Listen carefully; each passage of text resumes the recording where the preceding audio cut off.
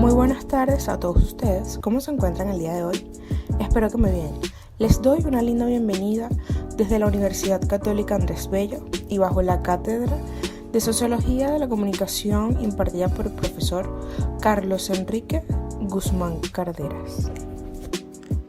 Ahora pasaré a presentarles a mi equipo de creadores UCAP 8, integrado por Crislady Longa, André Murillo, Oriali Matos y mi persona, José Rodríguez, dentro de la locución. Y dentro de la edición y producción nos encontramos a Crislady Longa y André Murillo. Con todo esto les presentamos Opinión Pública y Libertad de Comunicación en Venezuela. Es muy importante destacar que todo nuestro trabajo está fundamentado por autores como Cecilia Cervantes y Antonio Lucas Marín. Quisiera iniciar abordando estos temas hablando un poco sobre la definición de la opinión pública, que se refiere más que todo a la tendencia, idea u opinión de una sociedad con respecto a hechos sociales, políticos, económicos o culturales que sean de interés para la mayoría de los miembros de la misma. Efectivamente, Oriali.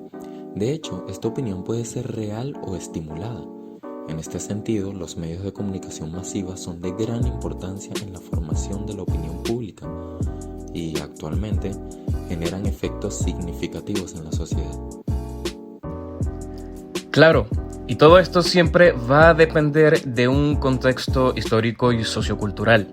Toda la influencia, el poder y los efectos potenciales de este fenómeno comunicativo siempre van a depender de eso. Por ejemplo, los medios de comunicación van a tener mayor influencia en la opinión pública durante los tiempos de crisis en una nación. Y tiene mucho sentido tu ejemplo, porque es debido a la angustia e incertidumbre que los ciudadanos se mantendrán en la búsqueda de constante información veraz y reciente, a través de los distintos medios de comunicación masiva. Asimismo, la opinión pública dependerá del tipo de sociedad, de los intereses políticos, de la forma de gobierno, de los estratos sociales y el sistema educativo. Por eso la comunicación es un factor determinante en la funcionalidad y el desarrollo de una sociedad. El campo de las tecnologías de la comunicación está avanzando rápidamente y, por ende, esto ha producido una reacción y un cambio de conducta de parte de los receptores. Los cambios producidos han sido observados principalmente en los canales de comunicación, más que en el contenido del mensaje. Sin embargo, cualquier cambio en el medio afectará de manera simultánea el mensaje. Esto se debe a las características actuales de los medios de comunicación que ha traído consigo el avance de la tecnología.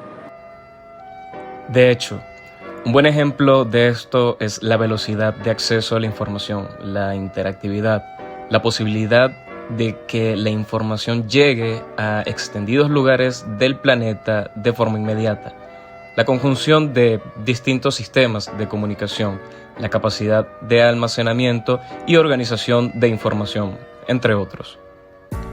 Ahora, si ya les está pareciendo muy interesante todo esto que iniciamos conversando, también les parecerá muy interesante saber que dentro de los estudios de los efectos de los medios de comunicación existe un enfoque conocido como agenda setting, el cual se refiere al impacto a largo plazo que tienen los mensajes difundidos por medio de comunicaciones de masas en las audiencias, es decir, la influencia de los medios de comunicación en la esfera pública.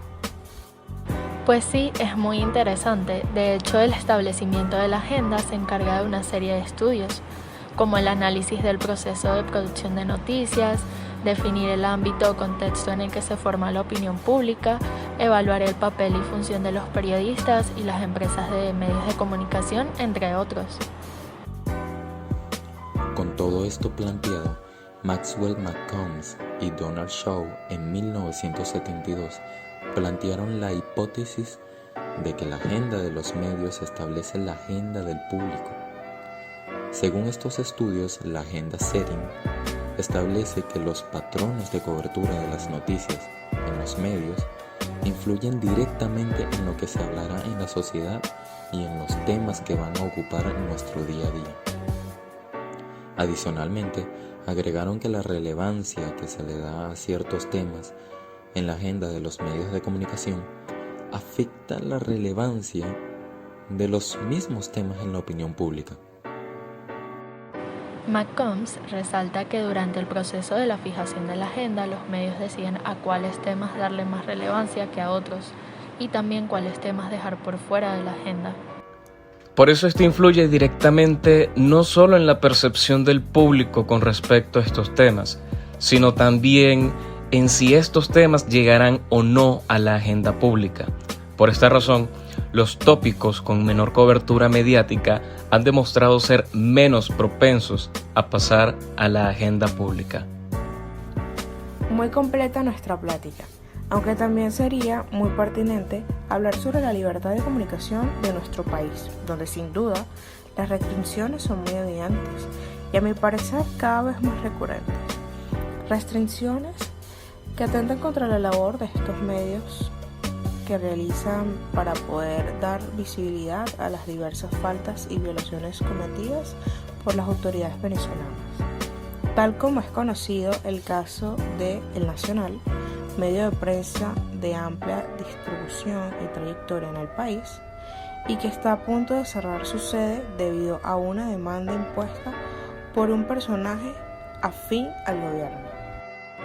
Exactamente, Chris Lady. La censura a los medios tradicionales no es un fenómeno que estemos observando en estos últimos años, pues en 2006 fuimos testigos de cómo fue cerrado Radio Caracas Televisión, un canal de señal abierta y que formaba parte de la cultura venezolana, que una vez sacado del aire de la señal abierta se vio obligado a transmitir en señal internacional, para posteriormente en 2007 cesar definitivamente sus operaciones.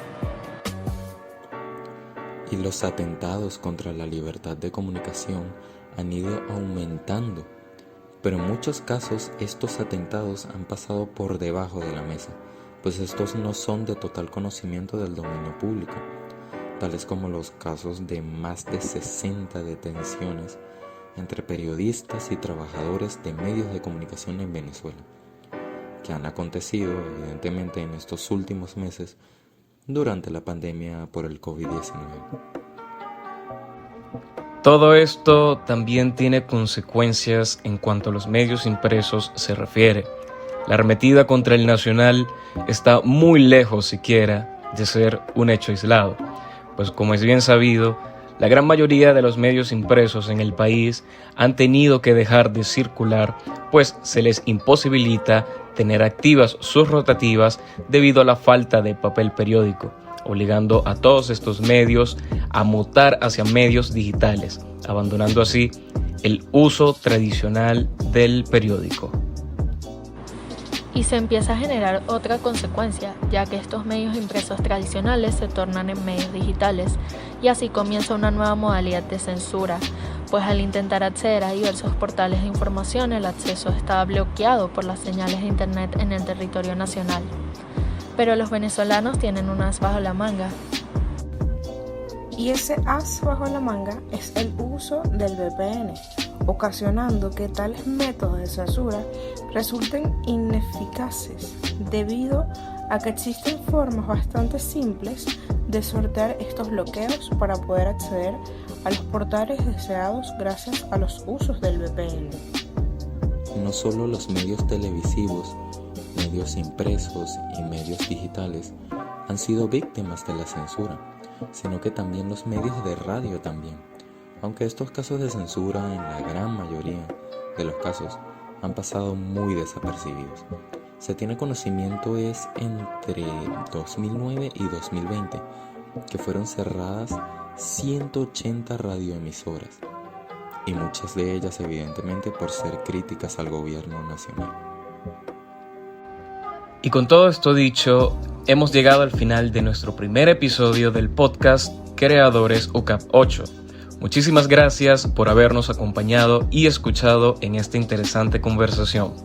En todo nuestro recorrido estuvimos con ustedes André Murillo, Chris Lady Longa, Oriali Matos y mi persona, José Rodríguez. Y en la edición y producción estuvo Chris Lady Longa y André Murillo. Desde la Universidad Católica Andrés Bello, en la Cátedra de Sociología de la Comunicación impartida por el profesor Carlos Enrique Guzmán Cárdenas, el equipo de creadores UCAP 8 se despide de todos ustedes.